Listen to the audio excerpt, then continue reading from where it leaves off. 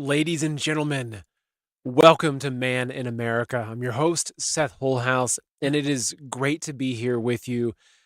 There's a lot to get into today in tonight's show, and we're going to go deep into some very, very big picture issues, namely what's happening in the battle for the New World Order and how Israel ties into that, the CCP, Trump, a lot of his cabinet picks. There's going to be just so much to unpack there. And a lot of it is just going to be me sharing my own process of trying to make sense of what's happening because what's going on is so confusing. It's so difficult in so many ways to navigate. Yet I believe that I've arrived at, I think, somewhat of a solid understanding of what's playing out on the world stage. Now, the one thing I know for sure is that my understanding of what's happening is constantly evolving. And 6 months from now, I may be in a place that's quite different than where I'm at. And that's part of the journey because the truth is constantly just evolving in front of us. And it takes time to figure out what is true and what's a psychological operation, what's disinformation, misinformation. There's so much of it out there. And even on very major, kind of conservative, alt news channels, there's a lot of misinformation being put out there. And I look at it as my job to help navigate this information and share it with you, right? I feel very responsible to you.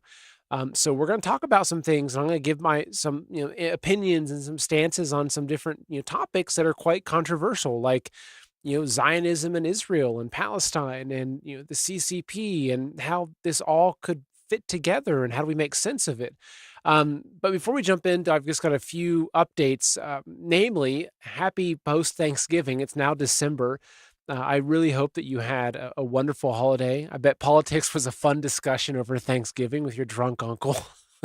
I think I'll be that uncle one day. It's like, oh gosh, don't let Seth start talking. But there's just been a lot of just beautiful things happening, and fundamentally in this episode, I will explain to you and I will give you my perspective on why I have so much hope for humanity, and I genuinely do. It's not hopium. It's not this just kind of ignorance, kind of burying my head in the sand and believing that that's what leads to happiness. It's a very solid, based in reason, hope for future, based upon very, I think, core principles, which I'll be getting into in the second half of today's show. But actually, I want to give you a quick update, right? So I occasionally share things on social media about my life, and I'm going to start doing more of it. I'm going to start giving you more insight, more windows into how we live. And actually, I think that my wife, Kate, and I are going to be probably starting a whole other channel and a whole other separate, kind of brand under, I guess, the Man America brand that's just focused on documenting our life and our homestead and our children and our dogs and everything. So I have a quick video for you, though. Actually, I put this up, I think it was about a week ago. And for those of you that aren't following on Twitter or Telegram, you wouldn't have seen this, but I actually made a quick video showing some stuff we're working on our property and just what life is like, behind the scenes. So it's about 2 minutes or so. I'll play it just because it's nice to see, right? That this is me, like what you see on camera. If you meet me in person, you're like, oh, hey, cool, Seth, like you're just like the guy on TV. So anyway, let's go ahead and dive in. So I'll show you this really quickly. I think you're going to like this. Hey, this is what we woke up to. Look how beautiful this is. Look at our little buddies out here. Hey, this is Max and Luna. I'm gonna start doing more videos like this. I like this. This is how we live. This is our chicken coop. Right here you can see the chickens all hanging out in there. They had no interest in the snow today. We're building, this is gonna be the outdoor run, like the big outdoor run fenced in so the coyotes and whatnot don't get them during the day and then they'll sleep in their house at night. And this is gonna be a framed in garden there. So we're doing all of our raised beds there. Like I said, here's the chicken coop with the egg box, and here's our little chooks in there. Chook is the Australian word for chicken coop. Got our egg box there, and this is pretty heavy duty. Got welded wire and the hardware cloth in there, and we poured a cement pad on the bottom there. So we got about 4 or 5 inches of cement underneath, so nothing can dig up under there. So no weasels getting in and destroying the flock. And then the cool part, here's a little storage area there. Got a little pet pig on the bottom there. See, we found him at a yard sale. There's our firewood, so keep us warm for the winter. And got the good old boat there, which is great for driveway and everything else. And here, puppies, come here. Look at these cuties. Look at this. There's Max. Max is my boy and his sister Luna.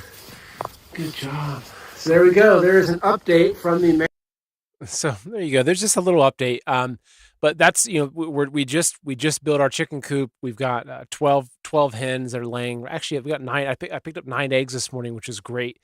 And we've got our gardens. We're building our raised bed garden area for next spring to start planting. We've got our dogs, our puppies, and again, like I said, I'll be showing you a lot more about this aspect, of just our lives, right? Because like, why not? It's a beautiful journey to show you. So okay, diving into today's show. So we're going to be looking at a handful of things, right? So Trump, there's been a lot of excitement around Trump being elected, but then as his cabinet picks have been chosen, what you can see, it's like you check off the list, right? Kind of pro-Israel, pro-Israel, pro-Israel, pro-Israel, APEC, APEC, APEC, and there's been a lot of people that I think have become very black-pilled in this, and so I want to dive into what this looks like, what it means. But before I did, just have a quick message for you, jumping into this. So folks, imagine a future where your wealth is untouchable, a future where every decision you make today creates a foundation of security for tomorrow. Right now, optimism fills the air. A new chapter under Trump is beginning, and opportunities seem endless. Markets are climbing, spirits are high, but beneath the surface, whispers of change grow louder. Policies, tariffs, and global shifts are shaping a new economic landscape. The US dollar holds strong, but what happens when the world questions its place, which we talk about in today's show? What happens when nations turn away from the familiar and towards the uncertain? Gold is different. For centuries, it's been the anchor in times of change, a hedge against inflation, a shield against volatility, a sanctuary where the world feels unsteady, when the world feels unsteady. So gold doesn't follow the tides. It remains steadfast, unyielding, and enduring. Close your eyes and imagine your wealth secure. Imagine your future unshaken. This is the promise of gold, a tangible investment free from the whims of policies and markets and politics. The time to act is now. So while optimism reigns in markets soar, remember that true wisdom comes from preparing for what others cannot see. Gold is not just an investment. It is your anchor, your protection, and your legacy. So folks, take your first step towards securing your future. And there's no better company to work with than Noble Gold. Protect your future. Act now. Call 626-654-1906 or visit goldwithseth.com to get your free gold and silver investment guide. Again, that's 626-654-1906 or goldwithseth.com. And folks, keep in mind, I won't recommend anything that I don't personally do or use. And this is gold and silver to me, this is the only thing I have faith in financially. I'm not a Bitcoin guy. I'm not a crypto guy. I like to hold a chunk of metal in my hand that I can bury in my backyard. So that's my perspective. Okay, so diving into, looking at what's happening, as I started kind of walking you through this scenario that Trump gets in. There's a lot of positivity, but I'm seeing that there's a massive amount of folks that, especially looking at Trump's cabinet picks, they're saying, look, this is just, Trump is just Israel, Israel, Israel. And, now we are controlled by another country. And look, I will say, first off, that I'm not someone that is just like pro-Israel all the time. And I got my Israel, flag lapel pin and my Israel flag in the bio. I'm not like that. Honestly, like I'm really concerned, absolutely concerned about the control that Israel has over our politicians, our media, big tech. I mean, to me, there's so many red flags there. Now, I know a lot of people, from Israel. I know a lot of Jews. Actually, I used to work in the Diamond District in New York City, and so like a lot of countries and a lot of people, it's my belief that it's oftentimes it's the governments that are the ones that are corrupted, and the people, that just the common people, right? Whether you're Christian or Jewish or Buddhist, it's oftentimes the common people that are the cannon fodder for these corrupt governments, right? So do I trust the Israeli government? No. Do I trust our government? No. Do I trust the Chinese government? No. But I know a lot of people from all these different countries, and I know these are oftentimes very good people, right? But the problem is that they're stuck and they're living under a very corrupted system, right? And this is a system that's global, right? I think there's very, very few countries around the world that are not being controlled in some form or fashion. And so, but I'm going to kind of speculate a little bit with this understanding of looking at what is the bigger picture here, because like 2 years ago, there were a lot of people that were much more focused on the threat of the CCP. And, I was one of those people, and I continue to be one of those people, which I'll be talking about in today's show, that there were a lot of people that were hyper concerned about the CCP. There was discussion about potentially kinetic war. There was a lot of, I think, of very real information that suggested that the CCP had very evil intentions towards America. But it seems like, especially since October 7th, which I think in many ways I look at as a false flag attack. Not that it didn't happen, but I believe, false flag attack like 9/11, it was something that I believe that the Israeli government was aware of, and in a lot of ways maybe allowed to happen because it justified their war. I mean, this is like one of the oldest books, plays in the book. You go back to the Pearl Harbor bombing. Like, our government knew that was going to happen well in advance, right? They did nothing because they knew, oh, hey, this is the excuse we need to go to war, right? So these governments are very corrupted. But when I look at this, and when I look at what's playing out through my own research and my own opinion, I've come to understand that I believe that there are two primary factions that are battling for control over the world. There is the CCP-led BRICS faction, right? You could call it a cabal if you want to get into this.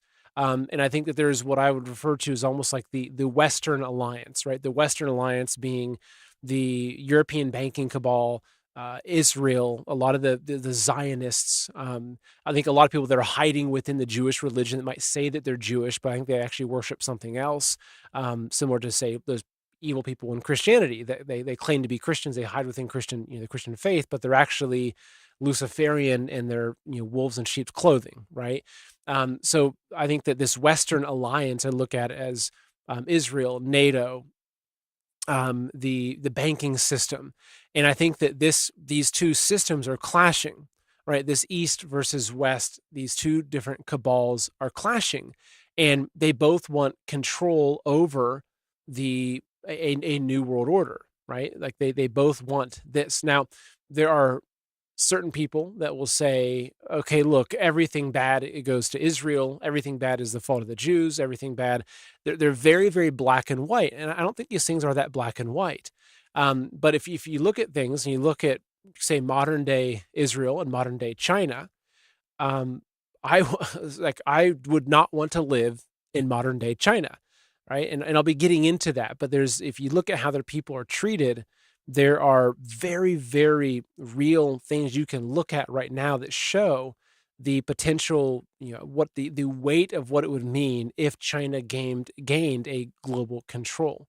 Now, there's a lot of people though that will say, okay, yeah, come on, Seth, like, the CCP is a red herring. The CCP is actually controlled by the European bankers or the men in tiny hats. Like, they're the ones that are actually running the CCP.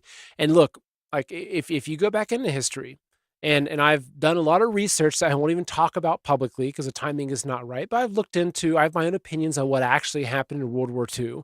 I've read a lot of books that you're not supposed to read. I've watched a lot of documentaries you're not supposed to watch. And I've come to very different conclusions than what I had, say, 5 years ago. And look, I would be the first to say, yeah, if you look at communism, right? A lot, communism has a very Jewish origin, right? Go back to Solzhenitsyn, right? One of the famous, survivors of the gulags, right? I mean, he actually talked very openly about this. That the Bolsheviks was a Jewish movement that was primarily aimed at killing Christians. And I'm not forming some conspiratorial opinion here. Like these are history books. You can go read this information. You can go read Solzhenitsyn and have him talk about this. Like it's very public. If you get into the origins of the communism in China and you go into Mao's origins, there was a high degree of, I guess, coordination coming out of the European bankers, whether they're funding it, the Jesuits, the Yale in China, right? We know our Ivy Leagues, the role the Ivy Leagues play.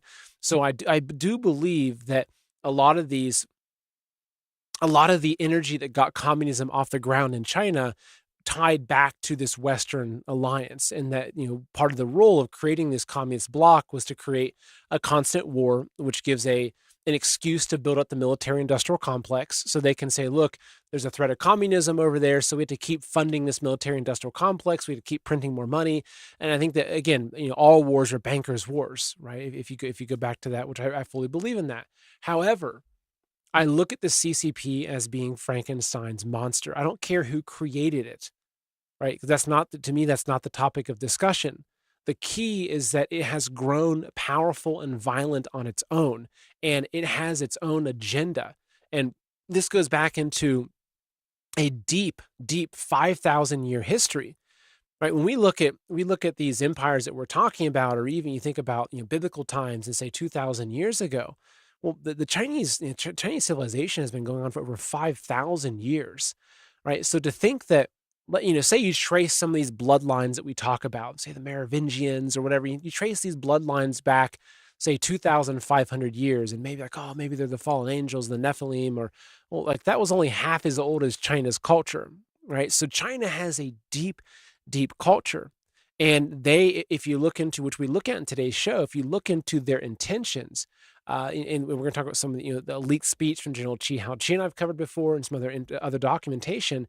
I believe that China absolutely, the CCP absolutely is striving for control over the whole world, and that their end goal is not to be bowing to anybody, right? Because they believe, I'll show you in some of the speeches. When I say they, I'm really referring to a lot of the Chinese communist officials, the Chinese Communist Party, not the Chinese people. I know a lot of Chinese people, especially ones that have come overseas and they've escaped communism.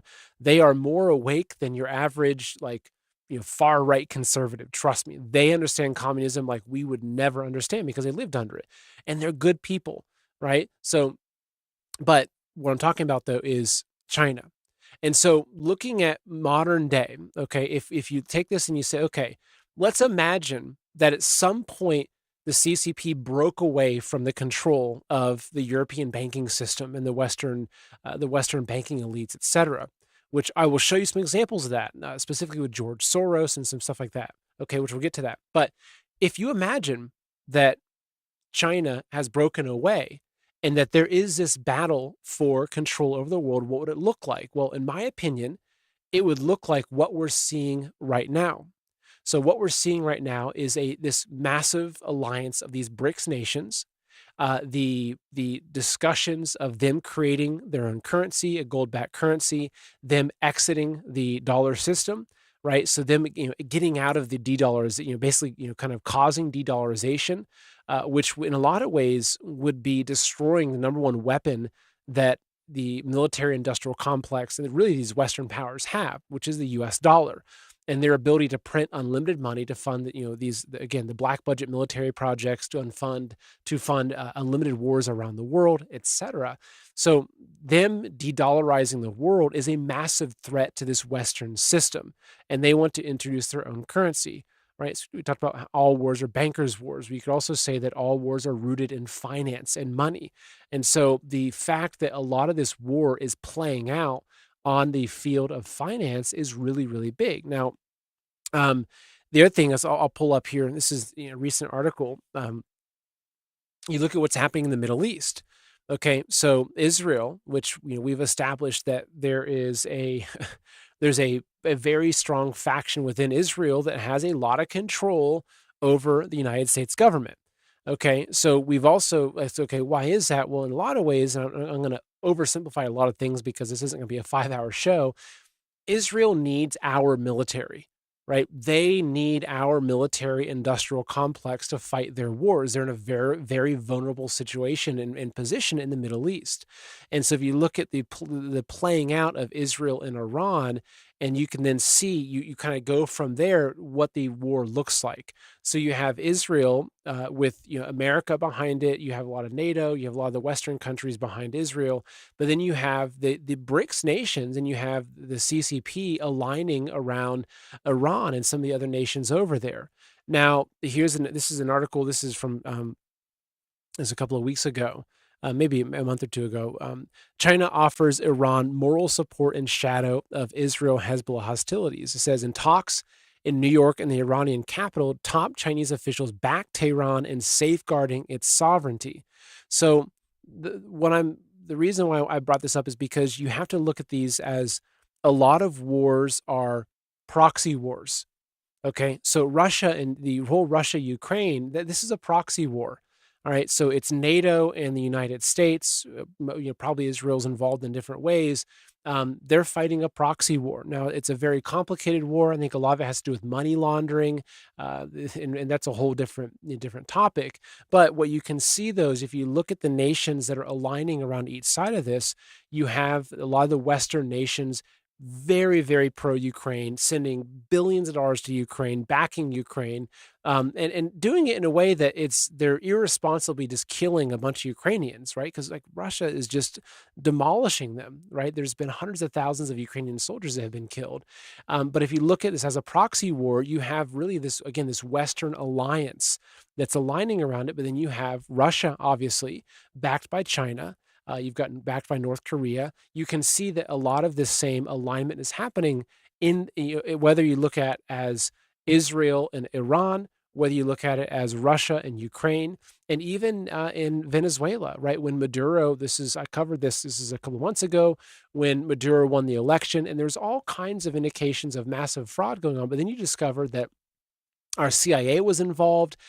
You can see that there's the Five Eyes intelligence was involved. It looked like they're trying to overthrow Maduro, but at the same time, you had China rushing out like almost like instantly saying, "Hey, congratulations, you're the leader. Don't let those Westerners disrupt your power here." So you can see that Venezuela was another example of this play for power. To me, it was another example of a region where these two different cabals were butting heads over who can control that region. So we have these different examples of this playing out. And if you look for the patterns in it, you can see that there's a very clear designation between two different factions. Now, it's way more complicated than that. And again, I'm trying not to oversimplify things, but I only have so much time to kind of get into this stuff. But I do think that one of the faults of us in the West is that we oversimplify everything. We look at like, oh, that guy's a good guy, that guy's a bad guy. It's all black and white. It's all A and B. It's all just this Coke or Pepsi, that we think that it's so simple, but it's so far from that. Right? It's so far from that. It's so much more complicated. But for conversation's sake, I'm going to be simplifying because otherwise I won't be able to get into the meat of what are we talking about. So again, you look at these actions. Again, this shows an example of China backing Iran against Israel/United States, right? So here is a portion of the board playing out. Okay, this is big news as of today that Trump has threatened the BRICS nations with 100% tariffs if they replace the dollar. So what Trump is doing right here, this is an act of war. I'm not saying he is causing war, but like the action that he's taking, the action that he's taking here and saying that any of these BRICS nations that move away from the US dollar are going to be hit with 100% tariffs. This is countering against this BRICS attack on our currency system, right? So the BRICS nations they've been spearheading this whole de-dollarization campaign, and under Biden, which again, going back into our country, what's happening in the country, I believe that in many ways the Biden administration has been much more heavily controlled by China than some of the other Western alliances. Now, obviously, it's very complicated and it's so messy, but I do believe that one of the roles that Biden was playing was to weaken the U.S. dollar, right? To purposefully, when he put the sanctions on Russia, he weaponized the U.S. dollar against another nation. That was an act of war, right? War is not just dropping bombs and this person they shot something up, whatever. We're in fifth generation warfare. We're in unrestricted warfare. So war is going to be financial. It's going to be intellectual property theft. It's going to be fentanyl coming across our border. China and the CCP has been at war with America for a very, very long time, right? So what we have here, again, this is another example of this war playing out. Now, Trump has he's strongly aligned himself with this Western alliance, right? And you can see it, right? In one of his, was it Miriam? I forget her brain fart here. $100 million from a very prominent Israeli woman with IDF background. It's like, okay, it's pretty obvious, right? But if you look at Trump, he's obviously representing the Western powers. Now, I know that he's also trying to get NATO in check, and he's going to pull out, hopefully, of a lot of the WHO type shenanigans and a lot of these European globalist organizations. But he's still acting to protect the Western. Now, you could argue and say that he's acting to protect the United States and our interests. And this is where the discussion can go into much more, a little more speculative. It's like, is he using Israel? Is he using some of these other nations to ultimately make sure that America is safeguarded? Because is he truly America first? Well, you can draw your own conclusion for that. And I've got a lot to say towards the second half of this about the importance of morality as it shapes our future, right? But I want to. So there's a lot of people though that will very quickly dismiss, and they'll say, "Look, again, China is a red herring. The real enemy isn't China. It's communism. That they're kind of just peaceful and they're provoked." Well, I want to play just a short video. It's about 1:40 from Pete Hegseth, right? Who he sat down with Sean Ryan. And this is him talking about the reality of war with China. And this is one of the key points I want to make here is that China and the CCP is a very real adversary. So let me go and play this for you. I'll full screen it so it's easier to see. And it's, like I said, about 1:40 or so. Check this out. This is Pete Hegseth. The Pentagon is in the book, the exact, but in the X number of years, 10, 12, 15, the Pentagon has a perfect record in all of its war games against China. We lose every time inside the Pentagon war games. We know what our real capability. You see, we didn't even get to this part of the war on warriors. I mean, the military-industrial complex, the way we procure weapon systems. We're always the way our system works, the way our bureaucratic system works, where the speed of weapons procurement works. We're always a decade behind in fighting the last war, whereas China, we have. What did Rumsfeld say? You go to the war, the army you have. We have the army. China's building an army specifically dedicated to defeating the United States of America. That is their strategic outset. Take hypersonic missiles. So if our whole power projection platform is aircraft carriers and the ability to project power that way strategically around the globe, and yeah, we have a nuclear triad and all of that, but a big part of it. And if 15 hypersonic missiles can take out our 10 aircraft carriers in the first 20 minutes of a conflict, what does that look like? Yeah. I mean, and if they've already got us by the balls economically, which you pointed out very well, with our grid. Culturally, there's plenty of elite capture going on around the globe. I mean, and then microchips and everything. Why do they want Taiwan? They want to corner the market completely on the technological future. We can't even drive our cars without the stuff we need out of China these days. I mean, they have a full spectrum, long-term view of not just regional but global domination, and we have our heads up our asses. Yeah. So that's just, again, one indication that, as he's talking about, the Pentagon has done multiple war game scenarios over and over again, and it comes to China winning in a kinetic war against us. And if you look at the state of our military, now, obviously, we're not getting into military black budget, secret technology. There's all kinds of stuff that they've also got that isn't really being discussed publicly, of course, right? But if you look at the whole picture of this, you can see that China is a very real threat. Now, I want to just, again, put up my stance is that I in no way do I think that Israel is innocent, right? And in no way do I think what's happening with the Palestinians is acceptable, right? And I mean, the problem is that on both sides, good people are killed, right? Now that's the thing is that I feel like in a lot of ways, as soon as you if you kind of stand hardly on one side, you're already wrong. It's so complicated. There's not necessarily a good side and a bad side. I think there's Satan, there's God, and everything else in the middle is all mixed up. So by saying that hey, CCP is a real enemy, et cetera, I'm not giving Israel a hall pass here. I'm just trying to paint the bigger picture. Now, I mentioned this secret speech from General Chi Hao Chien. So let me pull this up. I did a show. This is on Jeff Nyquist's blog, which is fantastic, right? Fantastic.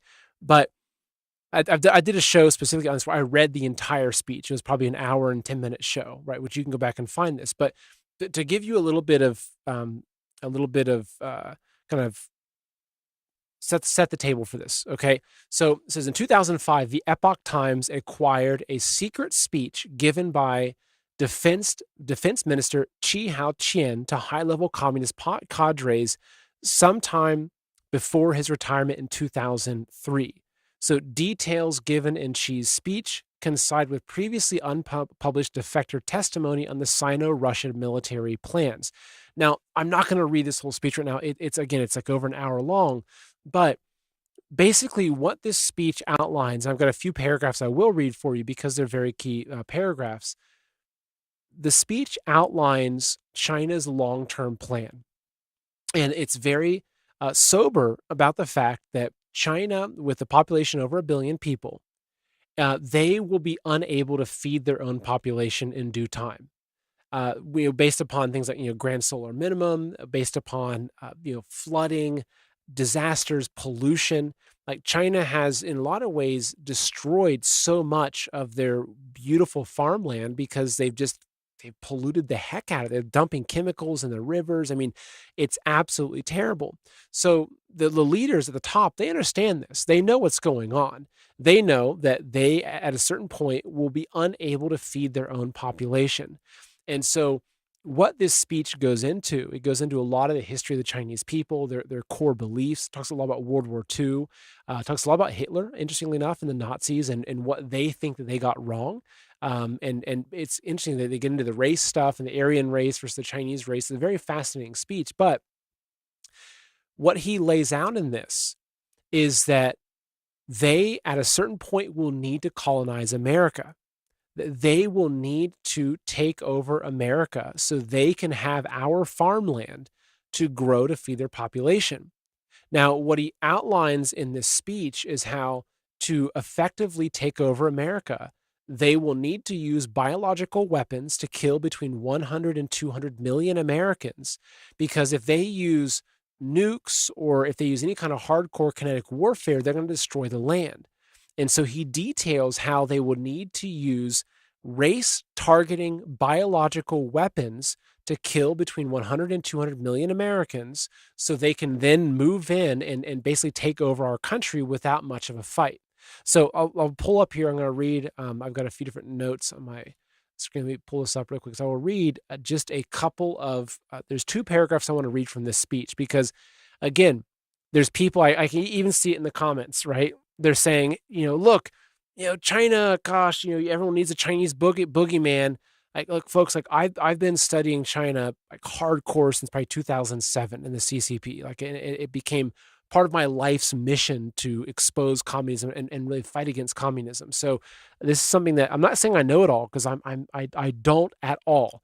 But I've discovered a lot and I've pieced together a lot of information that makes me think that, yeah, China is a pretty significant threat. So let me read these 2 paragraphs from the speech.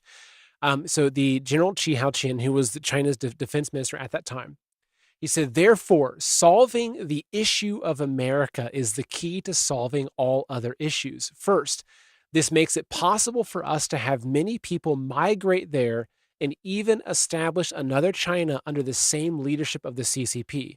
So, folks, just take a look. Okay, wrap your brains around that. So this is the foreign defense minister. This is a general, a high level general in the CCP talking early 2000s in a speech to high level cadres in the Communist Party that was leaked. He's openly saying that, quote, that their end goal is to establish another China on American soil under the same leadership of the CCP. Okay, I'll continue. America was originally discovered by the ancestors of the yellow race, but Columbus gave credit to the white race. We, the descendants of the Chinese nation, are entitled to the possession of the land. It is said that the residents of the yellow race have a very low social status in the United States. We need to liberate them. Second, after solving the issue of America, the Western countries of Europe would bow to us, not to mention Taiwan, Japan, and other small countries. Therefore, solving the issue of America is the mission assigned to the CCP members by history. Right, folks, I'll read it one more time. Solving the, quote, issue of America is the mission assigned to the CCP members by history. Right. So if you understand the Chinese culture, which I've been deeply fascinated by Chinese culture, I've read a lot of the, like, the Journey to the West, the Outlaws of the Marsh. These are the old Chinese classics. I've studied Chinese culture for many, many years. If you look at this, they're talking about divine right, by saying that solving the issue of America is the mission assigned to the CCP members by history. To them, this is divine right. So let me go ahead and continue what he says in his speech. He says, it is indeed brutal to kill 1 or 200 million Americans, but that is the only path that will secure a Chinese century in which the CCP leads the world. We, as revolutionary humanitarians, do not want deaths, but if history confronts us with a choice between the deaths of Chinese and those of Americans, we'd have to pick the latter. As for us, it is more important to safeguard the lives of the Chinese people and the life of our party. This is because, after all, we are Chinese and members of the CCP. Since the day we joined the CCP, the party life has always been above all else. History will prove that we made the right choice. So, folks, I mean, those are fighting words, okay? So for the people that all of a sudden are so focused on Israel and so focused on Zionism, like, I'm not saying that's a problem, because that is a very real problem that we need to be focused on. We need to understand it. Like, let's go back and take a look at World War II again. Let's go back and maybe read some of the banned books they don't want us reading, and you'll come to a new understanding of the history of communism and the history of Israel and the role, okay, that they've played. So I'm not discounting that, okay? Trust me, like, I'm not discounting that at all. But I'm also not just suddenly becoming so obsessed with Israel that I'm forgetting about the other threats around the world, because the CCP is a very real threat. Now, there's a lot of people, though, that will say, hey, look, the CCP is actually controlled. They're controlled by the banking cabal. So, they want us to think that China is actually an enemy. I disagree. Like, I wholeheartedly disagree. I mean, if you look at, there's also people, so I'll kind of segue into that point, but there's also people that are saying that the BRICS nations and what's happening with de-dollarization is a good thing. They're saying, well, I've heard speculation. I think there's probably some different major Q channels that are saying that, folks, the secret is that Trump is working together with Xi Jinping and Putin to bring down the deep state. I don't buy it. I'm sorry, I don't buy it. If that was the case, I'd say, Trump, you're a traitor for working with Xi Jinping, all right, to bring down what deep state? Go look at people's lives in China. And I'm being serious. If you want to look at an authoritarian regime, look no further than China. Look at what's happening with the Uyghur Muslims, right? And I've talked about this before. One of the first interviews I did on this show was I interviewed a doctor that escaped from China because he was forced to harvest organs. And he told me at that time, he goes, why do you think that, do you know one of the main reasons why I have these massive Uyghur Muslim camps? And I don't know. He goes, because one of the CCP's biggest clients are the wealthy Middle Easterners that want halal organs. For organ transplants. And it was just like, Oh, holy cow, that's sick. Right? So this is something, it's like, okay, there's a lot of people, again, that are very focused on how evil the Israeli government is. And look, like, just like our own government, there's some very, very evil elements to these governments. Absolutely. I'm not going to ignore that. But right now in China, the government is running a state-run organ harvesting operation. Like, I'm talking like the research that I've done and the numbers that I've come across. We're talking, I think, over 1 million people, potentially even greater than that. That we're talking hundreds of thousands, well over 1 million people of their own Chinese citizens have been murdered for their organs, so the organs could be sold on the international market. I'm sorry, but this is like, you want to talk about crimes against humanity. And again, whether you're talking about what's happening to the Palestinians, whether you're talking about what's happening in other areas of the world, it's all bad stuff. But like, tell me, where is there a government that has literally slaughtered over 1 million of its own people to sell their organs on the international market? Right? The Falun Gong. There's been, again, estimates, hundreds of thousands of them have been murdered, if not more, by the Chinese government. And the law that, actually, do you know how they kill them? A lot of times how they kill people, and I could do a whole episodes on this. I've studied this so much. They take someone, they get a call for an organ, right? So as soon as you get arrested, say you're a Falun Gong practitioner, you get caught meditating in a park, okay? It's a crime. You're in big trouble. We get put into a black jail system in China. And as soon as you get in, though, right, you don't get the normal things that you get when you go to prison, right? Okay, hey, we're checking you for STDs and for lice and stuff, but they're doing vital organ checks. They're taking your blood. They're seeing what kind of blood type you are. You get put into a database. So if you're a healthy, say, 35-year-old guy in China, and I've interviewed these people before, I've talked to these people before that escaped this system, and you get arrested for meditating in a park. You get put into a system, and you get put into, say, a military hospital, prison, or whatever it is. And then when this rich guy from, I don't know, Armenia, whatever, when he needs a liver, he calls up China like, oh yeah, we have an exact match in our organ database. That guy doesn't know that that organ is actually sitting in a living body, and that they are going to execute that person via organ removal. Like, that's how they do it. Like, they strap people down. They even have these mobile vans where on the way to delivering the organ, they'll go pick up the prisoner. They have a van in the back, and in the back is an operating table. On the way to delivering the organ, they strap the person down.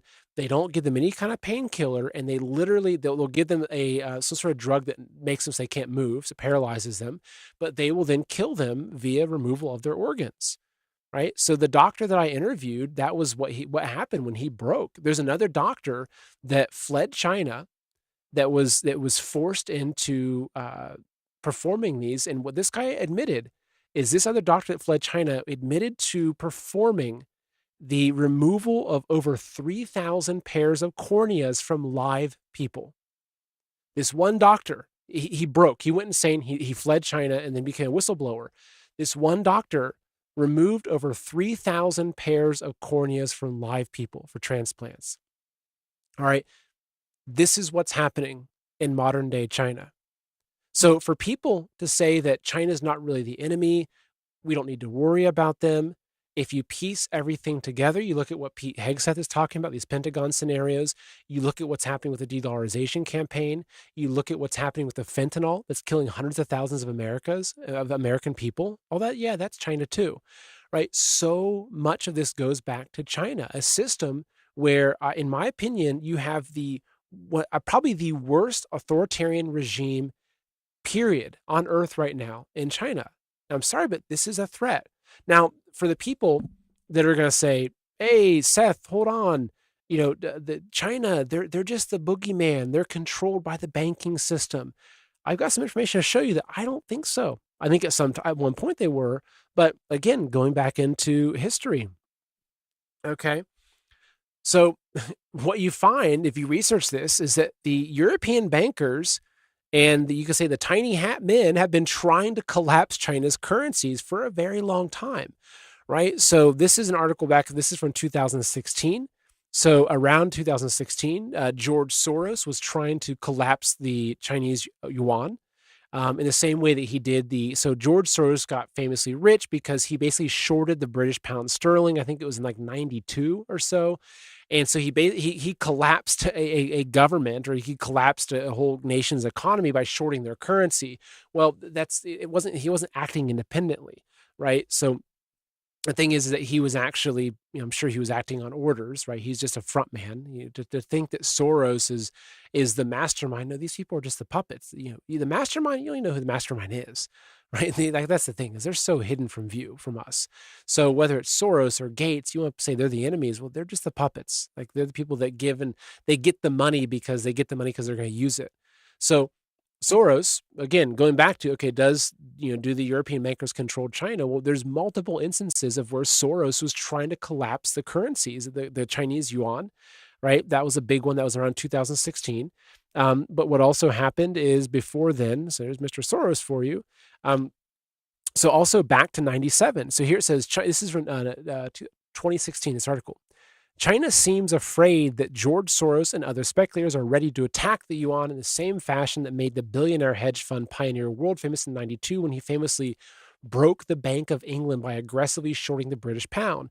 But while the yuan and the Hong Kong dollar are certainly vulnerable to further weakness, a repeat of the 1992 episode is highly unlikely. Similarly, parallels to the 97 Asian financial crisis, during which Soros and other hedge fund players cleaned up by betting on a devaluation of the then dollar-pegged Thai baht, are a bit strained, analysts noted. So, getting into this history is that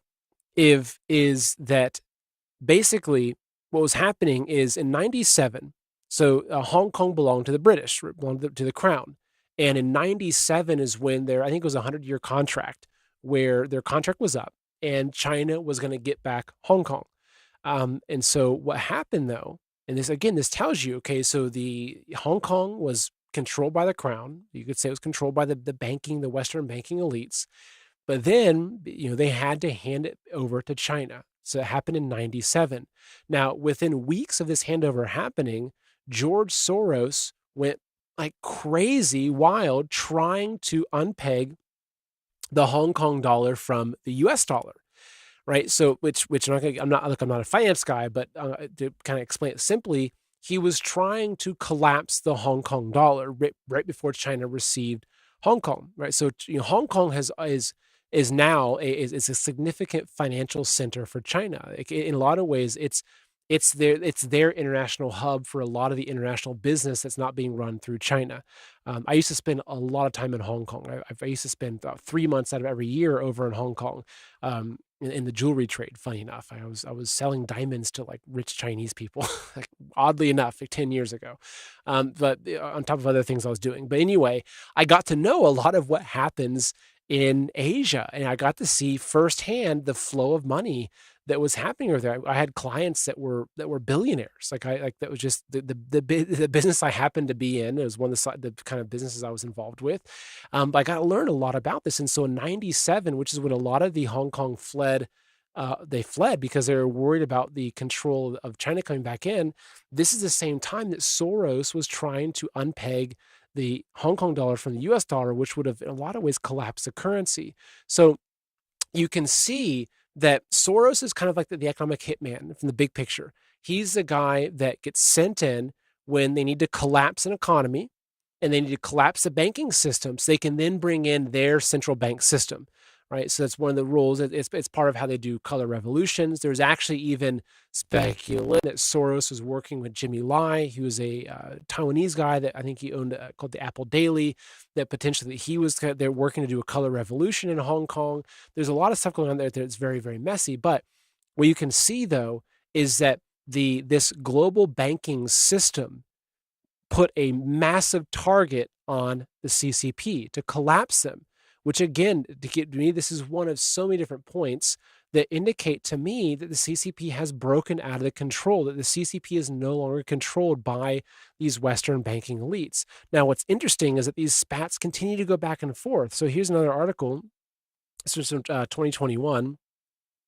The Chinese state media labeled George Soros as a terrorist. Okay, so this is literally the state-run media in China referred to George Soros as a terrorist, right? So it says China's mouthpiece, the Global Times, has labeled Hungarian-born American billionaire George Soros a, quote, global economic terrorist in a tit-for-tat exchange. So they also labeled him. So actually, here you go. So the article published on September 4th, and without citing any evidence, accused the hedge fund manager and philanthropist of providing finance to Hong Kong's jailed newspaper owner Jimmy Lai to support the city's anti-Beijing protests in 2019. Pardon me. So they so they called him a terrorist. They also called him the son of Satan. I'm not kidding. State-run media in China have called Soros the son of Satan. Okay, funny enough. I guess maybe it's funny. I don't know. You gotta laugh at something. But then George Soros was coming out calling Xi Jinping the most dangerous opponent of open societies. Right. So read this. This is in 2019. I was covering this stuff. Gosh, 3 years ago. I think I was doing shows on this. So on January 24th, this is a few years back, billionaire George Soros delivered a public speech at the World Economic Forum in Davos, Switzerland. He sharply criticized Chinese President Xi Jinping's rule and urged the international community to jointly crack down on Chinese high-tech companies. His sensational remarks immediately made the Chinese Foreign Ministry push back. So here's what they said, quote, this is what Soros said. He said, China isn't the only authoritarian regime in the world, but it's undoubtedly the wealthiest, strongest, and most developed in machine learning and AI. That this makes Xi Jinping the most dangerous opponent of those who believe in the concept of open society. But Xi isn't alone. Authoritarian regimes are proliferating all over the world. And if they succeed, they will become totalitarian. The reality is that we are in a Cold War that threatens to turn into a hot one. So again, what you can see here is this is more, again, you have more instances and more evidence that there is some sort of battle going on. And so for people that just have this simplified view and they say, look, it's a pyramid and you've got these, a few banking families on top, you have BlackRock and they run the entire world and everything's under their control. Honestly, I think it's giving them too much power. Like, I really do believe that it's giving the evil way too much power just to say that they're just this organized and everything. There's massive infighting. And again, I really believe that the BRICS nations are challenging them. And so if you go to Trump, and again, I'm just speculating and time will tell. But if you look at Trump and you look at what's happening with his cabinet picks, you look at his ties to Israel, there's part of me that thinks that perhaps that Trump is hyper aware that, and look, maybe they know that within the next 2 or 3 years, the CCP is actually going to launch some sort of hardcore attack on America, whether it's attack on our grid or any number of things, another round of a biological weapon, which I know that actually came from our own labs and UC Chapel, et cetera. But I think it was also very involved with China and the CCP.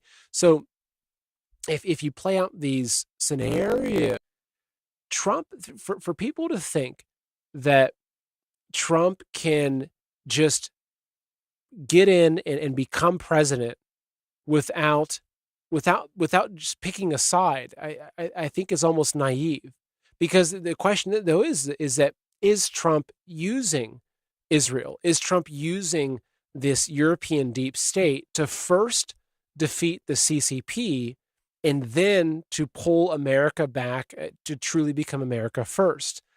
I would hope so, right? That's my hope. So when I see all this negativity and all this, look, Trump is just he's just a Zionist and he's going to get us into more wars. And right, one thing I'm genuinely wondering is Trump strategically aligning himself with this Western system so they can bring down and collapse the BRICS and to collapse the CCP and defend against that attack, and then he will work to free ourselves from the grips and from the control of Israel.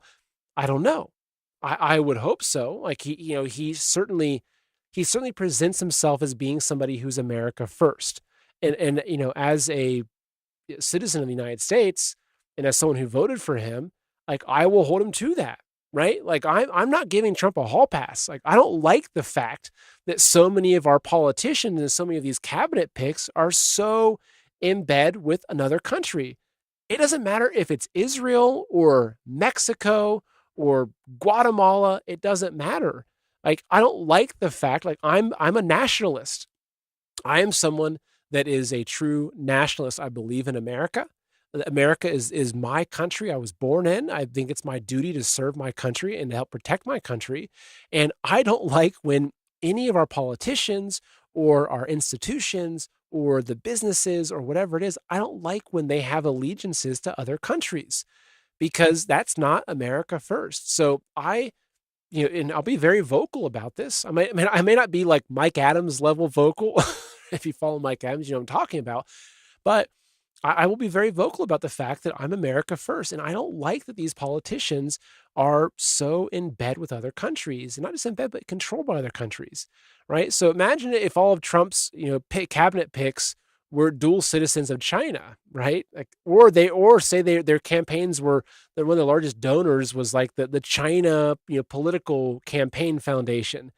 I'd be saying, hey, this is a problem, right? This is a problem, folks. The CCP controls a lot of our people. Not good. I feel the same way about Israel. But maybe, maybe Trump is playing some kind of 5D chess, and perhaps he is using this opportunity to basically to get rid of the most immediate threat, and the most dangerous immediate threat, which is CCP, and then work to free our country from the control of this globalist system that's been controlling us for a very long time.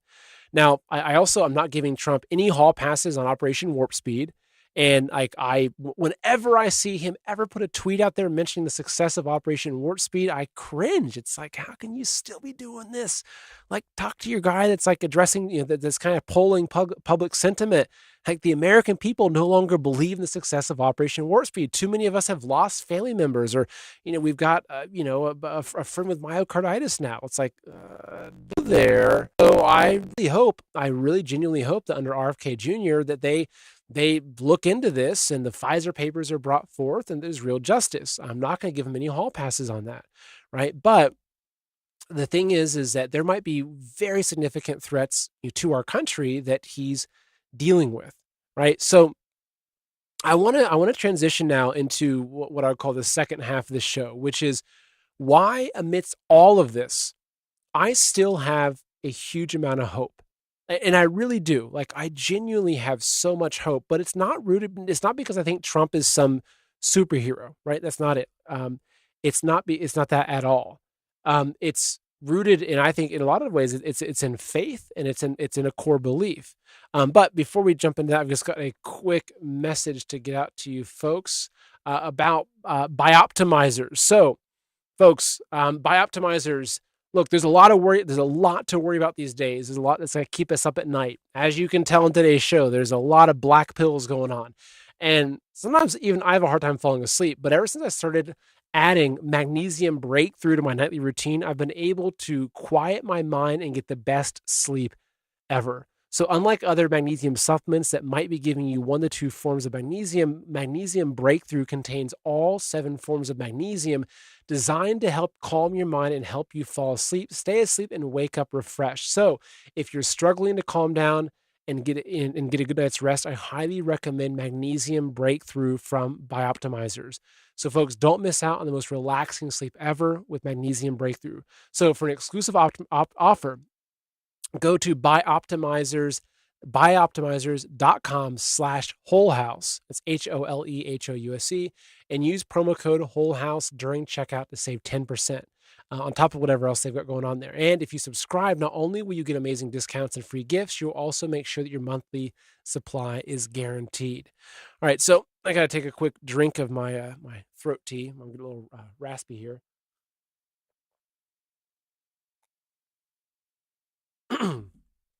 Okay. All right. So now getting into why I have hope. So it's one thing if someone comes to me and says like, hey, do you have hope for the future? And they're like, oh yeah. Yeah. I'm like, okay, why? Like, well, I trust the plan. Well, what's the plan? Well, there's a secret military operation and this. It's like, okay. I've been down that rabbit hole. I've been down hardcore. I've had long talks with General Flynn about these things. I've explored these scenarios. But to me, whether it's devolution or it's continuity of government or a lot of the Q 5D this far along, I just don't buy it, right? Because in a lot of ways, it's honestly, I think it's putting hope in something that I guess where hope doesn't belong. To me, hope is in God. That's where it is. It's in morality. And so what does give me hope is this. So this is one of the books I've been reading lately. It's called The Crowd. And I talked about it on one of my shows lately. It was written, I think, in 1895 by a guy named Gustave Le Bon. So he was French. And he was studying crowds. He was studying what causes the rise and fall of civilizations, what collapses things. And he basically came to a point where he realized that the most powerful force in society was the collective mind. And this is why propaganda was so important for those in control, propaganda, censorship, etc., because if they can control the minds of the people, they can control the nation, right? But there's a quote in here that gives me unlimited hope, all right? So it says, he's talking about just the different, how crowds shape society, etc. So what he says, though, he says, the destinies of nations are elaborated at present in the heart of the masses and no longer in the castles of princes. So basically what he's saying is that the destiny of a nation lies in the heart of the masses.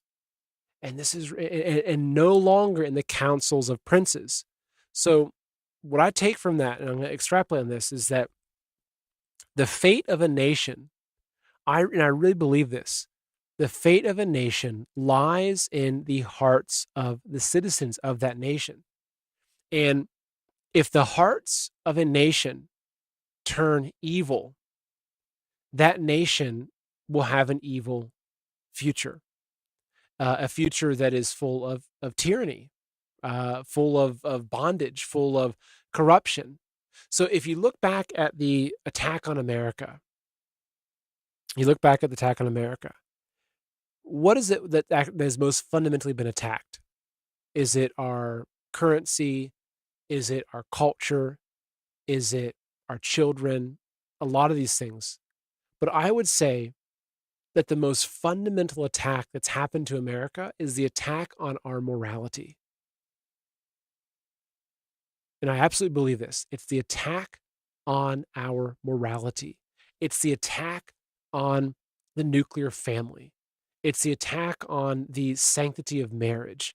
It's the attack on faith, the attack on God, the removal of prayer, the removal of the Bible from our society. It's removal of religion. This, in my opinion, is the most fundamental attack. Now, why is this? Because if our enemy wants to destroy America, and I would say that fundamentally, our enemy is Satan, right? And Satan has minions all over the world in different countries, and I believe that Satan's controlling, a lot of these factions, right? So talking about these two big factions, I think a lot of them are being controlled by both Satan. So I'm not saying that there's not some sort of power structure. I think ultimately Satan does have a lot of control. Obviously, this is the realm that he's governing, but America is the key, right? He who controls America controls the world. And so that's why the CCP wants to collapse America, take our land, and then, as I read to you, that they will then have dominance over Europe, and they can then rule the world. Likewise, countries like Israel, if they can control America and they have our army to fight their wars in the Middle East or whatever it is, then they can rule the world, right? This is he who controls America. So if you look, though, at the attack on our country, it's been an attack on our morality. Because, again, going back to this, what was said in the book here, it's the hearts of the people that determine the fate of the nation. So what happens if our country becomes extremely immoral? Like, we're living it. We're living in a country that what we're seeing around us Like the chaos that we're seeing here in America is a reflection of our own morality. And I wholeheartedly believe that. And actually, it's not just me who believes that. Let me pull up some some quotes here for you. Here's Mr. Adams, who said, "Our Constitution was made only for a moral and religious people. It is wholly inadequate to the government of any other." They knew this. The founding fathers knew that our nation would only survive if we maintained our morality, because they also knew that the hearts of the people dictate the fate of the nation. Okay, here's a few other different quotes for you on preserving a constitution designed for a moral and religious people. So again, I'll repeat the other one, but one of the foremost constitutional theorists of the founding generation, John Adams, observed, "Our Constitution was made only for a moral and religious people. It is wholly inadequate to the government of any other." That's the quote I just read.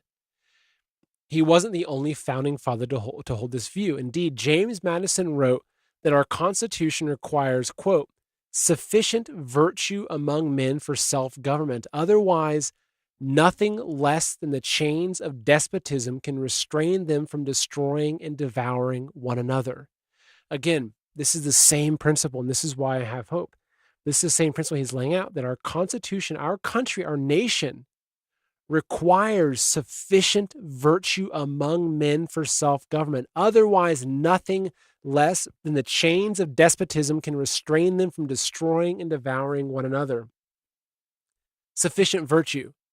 So if you don't have sufficient virtue, then you will end up being destroyed by the chains of despotism. The founding fathers knew this. Okay? Gustave Le Bon in 1895, he knew it. It's the hearts and the minds of the people that determine the fate of the nation. Okay? So when they say this, if you were an enemy and you wanted to destroy America, what do? You remove the sufficient virtue, right? You remove the sufficient virtue among men for self-government. You get people in a country addicted to sports, pornography, entertainment, greed, chasing after money. You get them, you incentivize children born out of wedlock with our welfare system. You teach children that evolution in schools. You remove the Bible. You remove prayer from the schooling system. You bring in things like cuties on Netflix. You start introducing pedophilia. You normalize things like what's happening out in California. You allow people to murder their own children. Right? You have this massive thing. Think about the most immoral thing that you can do, in my opinion, is to murder an unborn child. Right?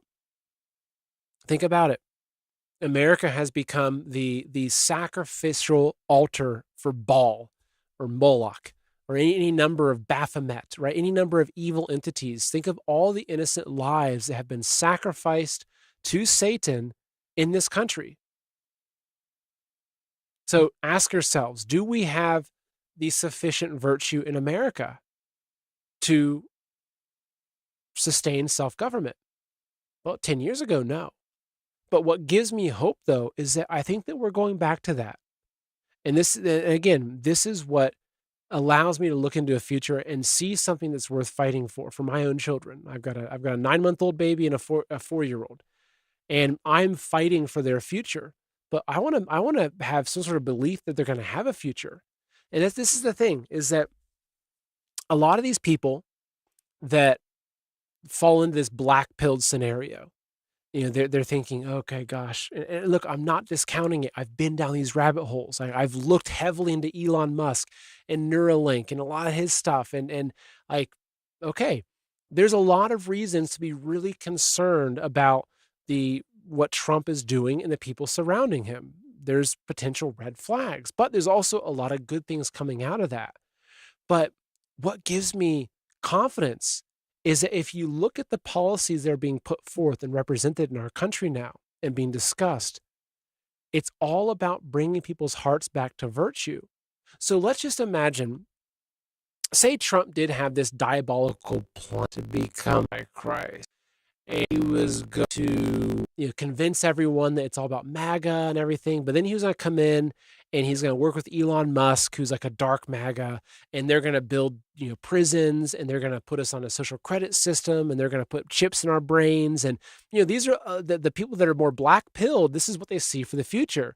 They're seeing, oh gosh, yeah, well, we avoided Biden and we avoided Kamala, but now we've got the Antichrist that's going to come in with his dark MAGA, and they're going to do X, Y, and Z, right? It's like, okay, well, there's actually a lot of information that suggests that that could be a possibility, right? Looking to Peter Thiel and Palantir, and it's like, okay, yeah, there's definitely some stuff that's like, oh, I'm not sure if I can trust that. But what I can trust, though, is that the hearts and minds of people are improving, right? And I've got just some basic things to share with you, right? One thing here, for instance, is this is something that Benny Johnson put out. He's saying important. Every demographic in America has had a double-digit shift toward the Republican Party since 2012, right? So you look at this. Blacks are basically from 2012 to 2024 a plus 19 shift, Hispanic plus 29 shift, Asian other, right? Non-white no degree 37 point shift. Different age groups, right? 18 to 29. The fact this is our youngest demographic, right, which is a plus 14 Republican. Now, I'm not saying here that just because someone's Republican that they're all of a sudden they're virtuous and they're kind of like the gates of heaven will open wide open for them. The point I'm making here, though, is that I really do believe, though, that a lot of the foundational beliefs of the more conservative, the morally conservative, kind of platform are that they're morally conservative, right? There's a belief in the sanctity of marriage. There's a belief in that, hey, you shouldn't kill a baby inside of you because it's taking a life. So the fact that we're seeing such a shift that's happening, to me, that's an indicator that we hit the extreme, right? It's kind of like, I think in a lot of ways, America hit peak evil around 2020. Like that was when we hit 2020, 2021. That's when America was like peak evil, like demons coming out, lashing their teeth, and that was America. But I think, though, that what we're seeing, though, since then is a lot of people are waking up. And a lot, and just like waking up is not just, oh wow, maybe we didn't land on the moon, and like, hey, tell me about these 13 bloodlines. And like that's okay, that's waking up to a certain degree. But I think waking up fundamentally, though, is it's wow, there's a lot of evil things that are being sold as good, and I don't want to partake in that. Right? Like that's the thing, is that people, I think a lot of people were sleepwalking, but they were sleepwalking to their own demise because they weren't aware of the fact that a lot of the things they believed in were actually very evil. And so when they step away from that and they go from being someone that was, pro-trans, pro-abortion, etc., and to someone that's saying, look, like this isn't really in line with God's law, we shouldn't support this, and maybe it's kind of bad actually. To me, that is a shift in the hearts of people.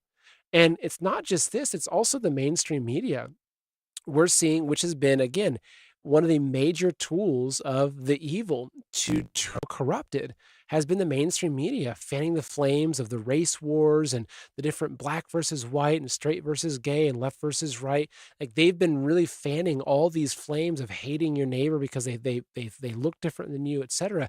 The media has played such a negative role, but the thing is, the media is collapsing. Right? Like people like me are now the media. Funny enough, like I've got, a lot of my content gets more views than a CNN show, right? So that's cool.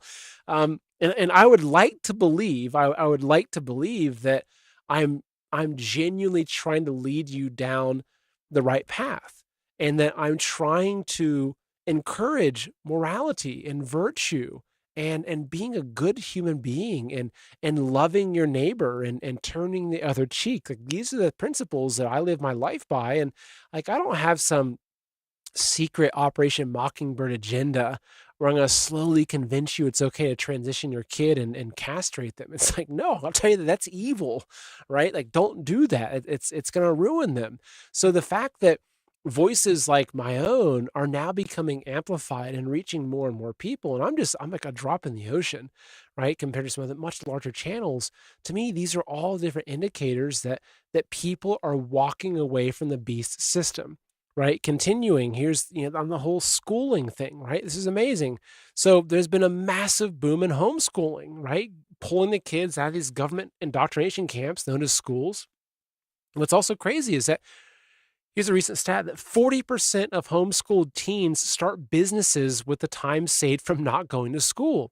Like, this is a like a dagger in the heart of the cabal that wants us hooked on the government sustenance, that wants us on welfare, that doesn't want us thinking independently. Now we're seeing this massive, massive jump in homeschooling. But even like this, it says, okay, it says homeschooling has surged to nearly 4 million students, offering a faster, more personalized approach to learning. Many homeschoolers complete daily work in just 2 to 4 hours, 7 to 8 hours in traditional schools. This efficiency allows students to pursue entrepreneurial ventures, with 2 in 5 homeschooled teens earning money online through businesses like apparel sales, game streaming, and product reviews. Pardon me.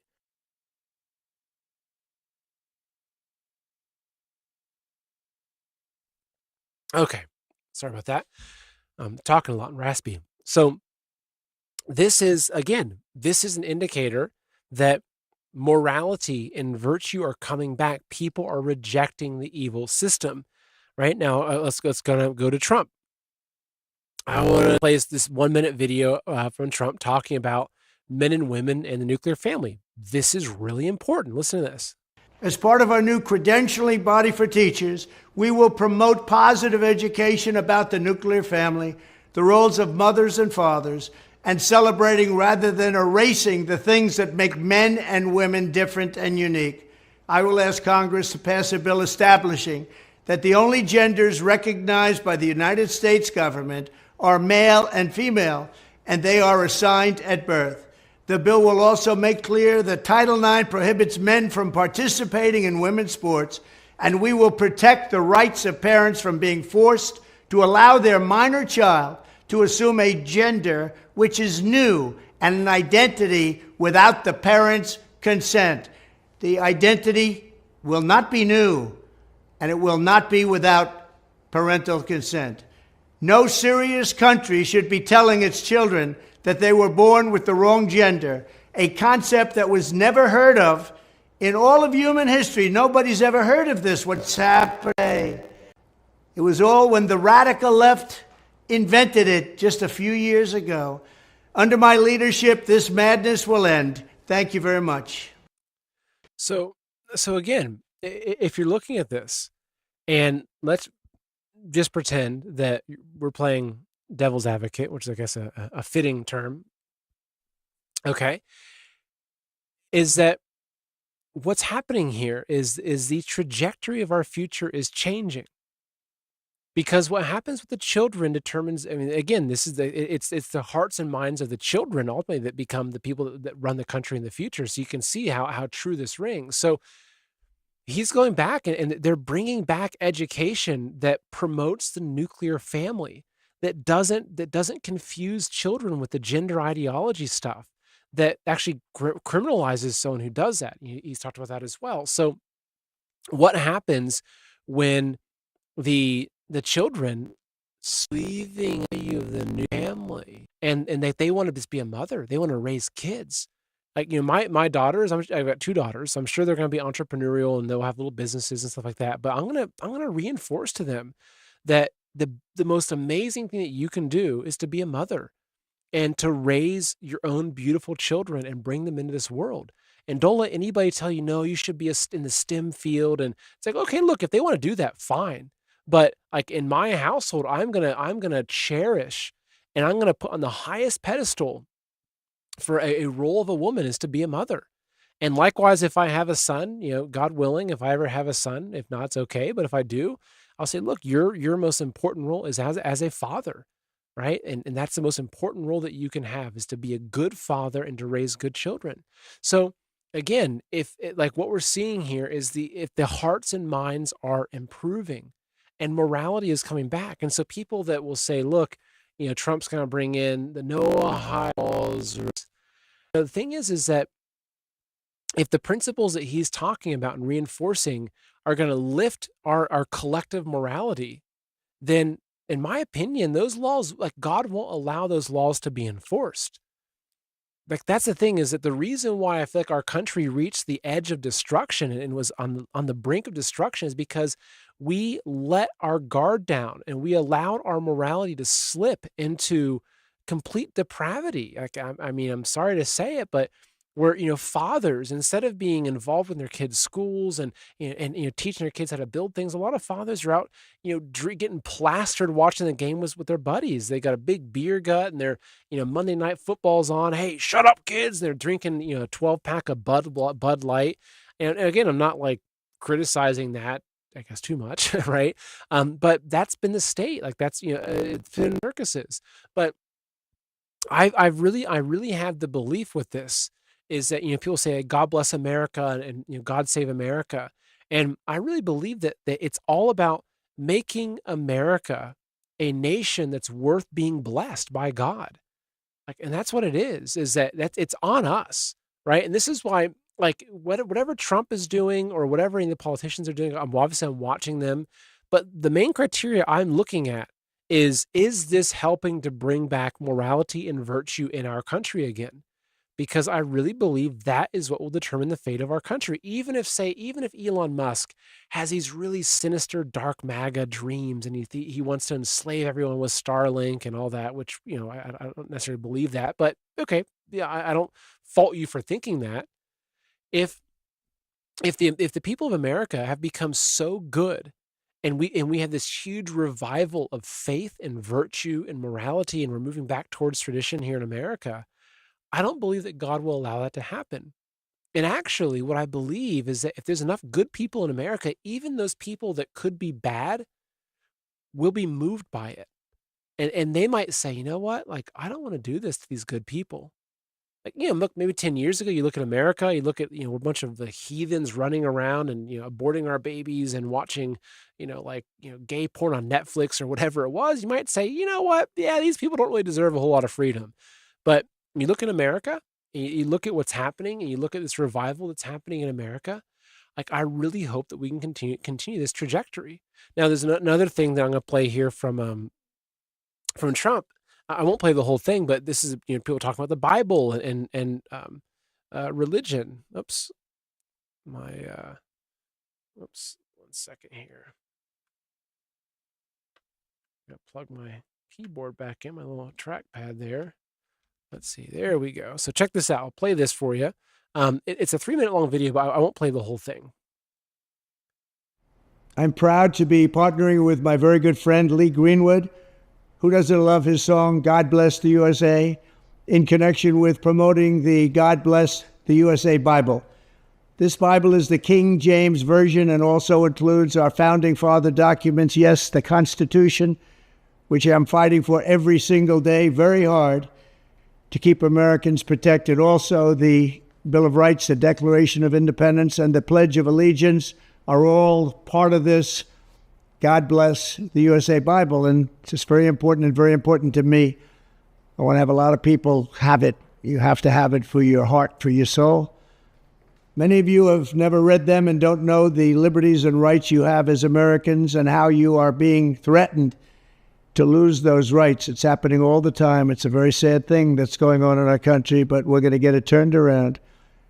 Religion and Christianity are the biggest things missing from this country, and I truly believe that we need to bring them back, and we have to bring them back fast. I think it's one of the biggest problems we have. That's why our country is going haywire. We've lost religion in our country. All Americans need a Bible in their home, and I have many. It's my favorite book. It's a lot of people's favorite book. This Bible is a reminder that the biggest thing we have to bring back America and to make America great again is our religion. Religion is so important. It's so missing, but it's going to come back, and it's going to come back strong, just like our country is going to come back strong. In the So, I mean, say what you want. That's a good message to be putting out. And let's just pretend that Trump is pretending. Say he's acting, and say his favorite book is not the Bible, but it's actually 50 Shades of Grey. Right? I don't think it is, but the thing is that that message going out is reaching millions of Americans. And there's a lot of people that maybe they haven't picked up the Bible in 15 years, but you know, they see Trump talking about it, and it's like, wow, it's his favorite book, and hey, it's worth looking at that again. Right? And these are very real things. And so, yes, am I concerned about Trump's ties to Israel? Absolutely. Am I concerned about his cabinet's ties to Israel? Yes, absolutely. Do I think that there's maybe some strategy there in being able to have the global firepower and the network to fight back against the world's most potent authoritarian regime, the CCP? I think there's a very good chance of it. Do I think that Trump is faking and is actually an evil man? No, I personally don't think so. There's some people that do. I see these people, a handful of people in the chat. They do. They're convinced he's the Antichrist. That's look. That's your opinion. You can have it. I've looked down those holes. Like, trust me. Like, I'm like, I research a lot of things.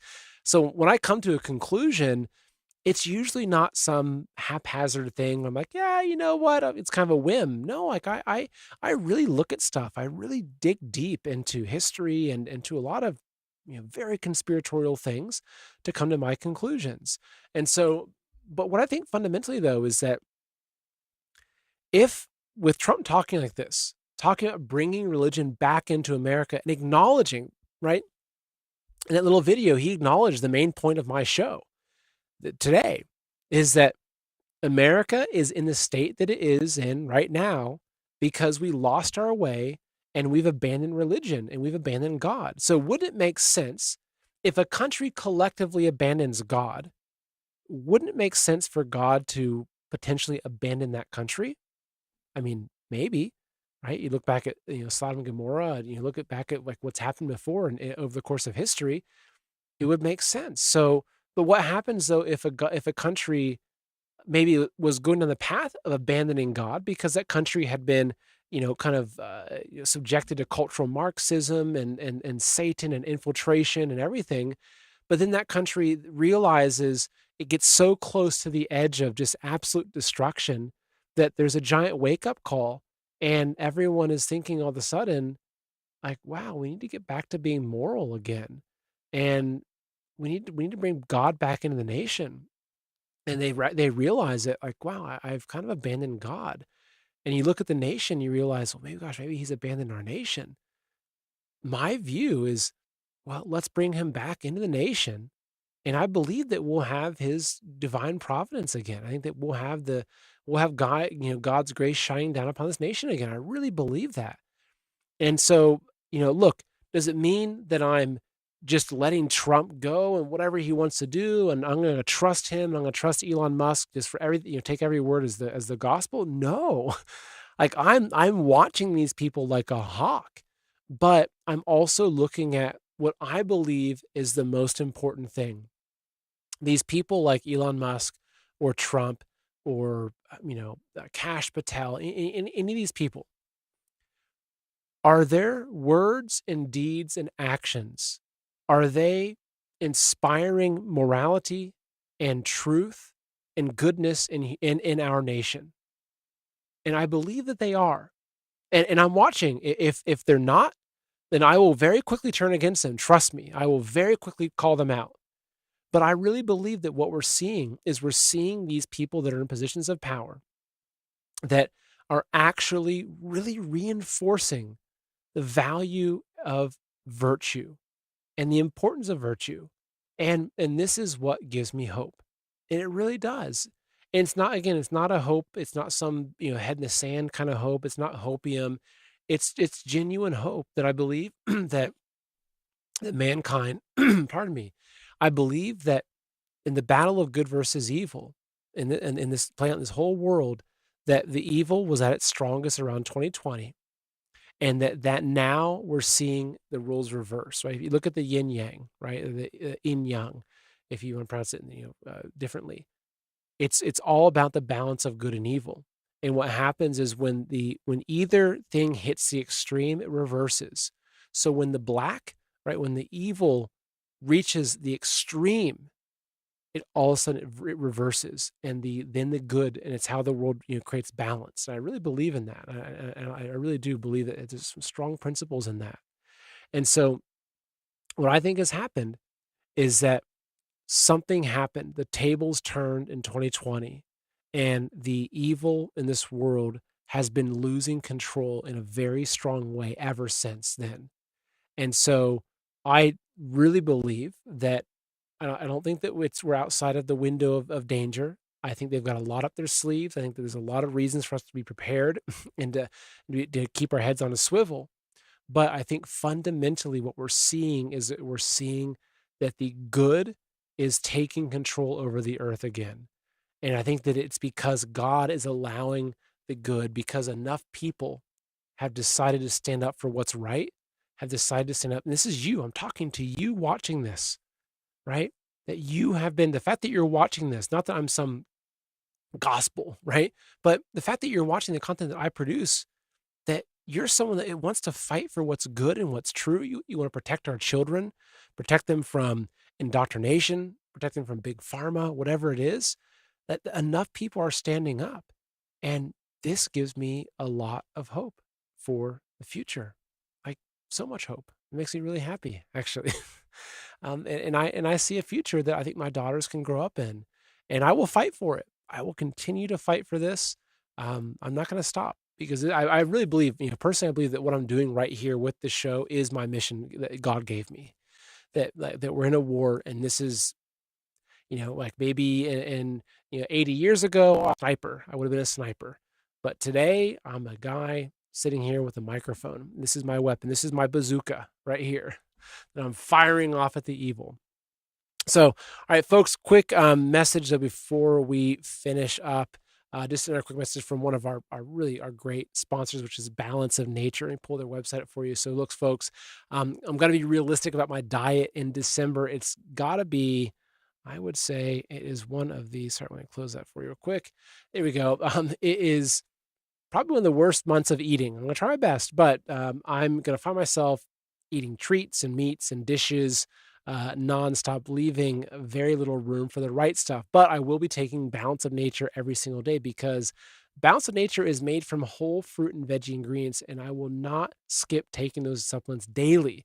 It's the one thing I'll get right, because feeling good is important to me, especially in December. So, folks, join me in pushing back against the dreaded December diet crash. Get Balance of Nature today.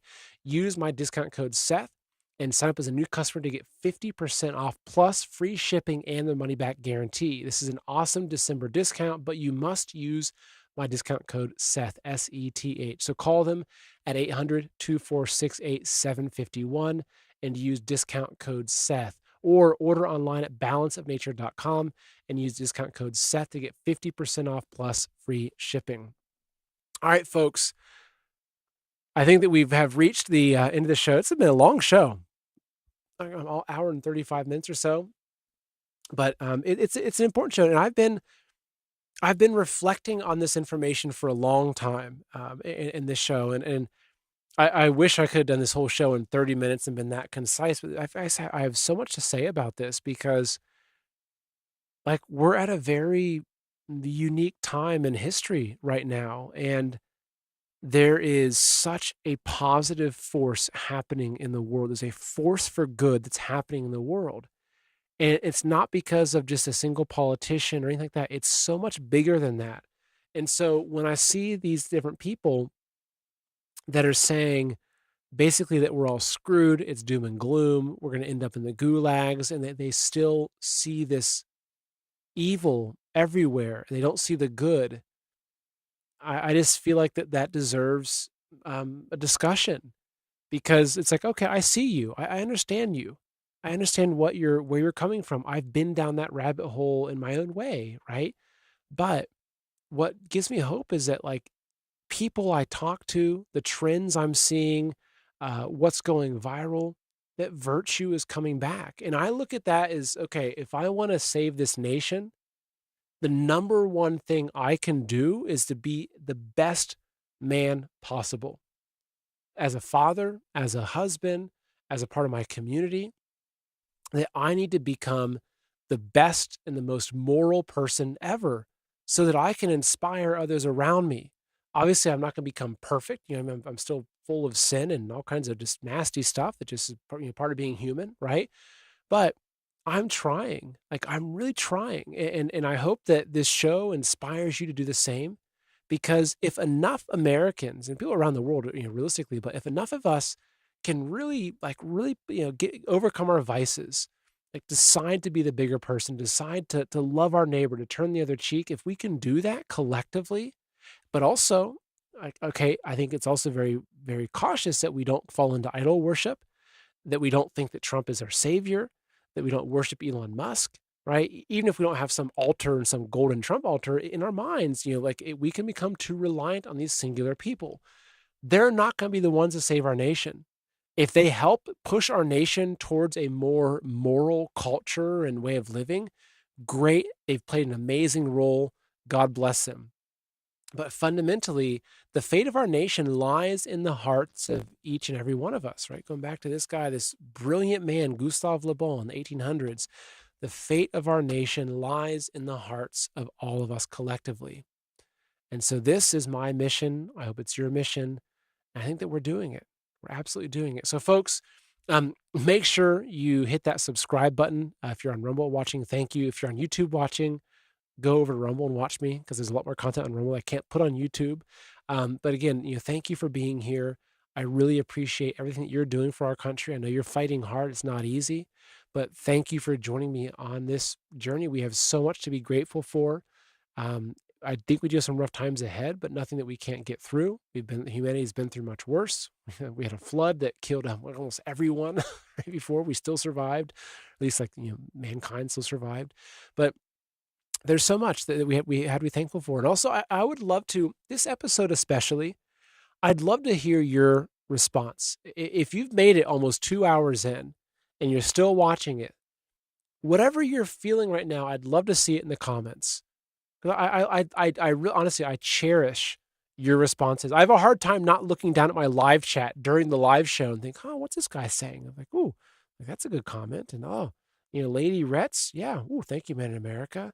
So I've heard I'm not doing that. I have to keep myself focused, so I'm not just being distracted like a ADHD kid. But I would love to see, though. I want to hear your thoughts, because I learn a lot from you. But what do you think about this? What do you think about what I talked about with any number of things? I covered some pretty big and far-reaching topics in today's show, but I'd love to just hear from you and how it made you feel. How do you feel at the end of this show? Do you feel like we've been through the dungeon and we've kind of come out again, on the other side, the hero's journey? Or do you think that I'm just full of BS and I'm just naive and stupid? Let me know. I enjoy those comments. So, all right, folks, I'm going to sign off now. I've got some great content coming out this week. You should make sure you keep an eye out for. And yeah, thank you for being with me on this journey. And I will see you next time. So take care and God bless.